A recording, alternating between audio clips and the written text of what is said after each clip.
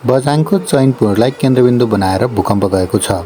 दिउँसो 2:40 5.3 Richter scale र दिउँसो 3:06 6.3 रेक्टर स्केलको भूकम्प गएको थियो। भूकम्पबाट बझाङका सरकारी विद्यालयहरू, सामुदायिक भवन र स्थानीय घरहरूमा ठुलो क्षति पुगेको छ र भूकम्पको धक्का भारतको नयाँ दिल्लीसम्म महसुस गरिएको थियो। भूकम्पबाट भएका क्षतिको केही दृश्यहरू हामीहरू तपाईहरुलाई देखाउन गइरहेका छौं। भूकम्पले विशेषत विद्यालय भवन र स्थानीय घरहरूमा ठूलो क्षति पुर्याएको प्रारम्भिक जानकारी प्राप्त भएको छ। भूकम्पबाट भएको थप क्षतिको विवरण भने आउन बाँकी नै छ।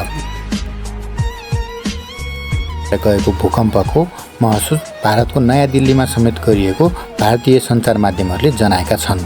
यस सम्बन्धी थप विवरण अर्को भिडियोमा लिएर आउनेछौँ। धन्यवाद।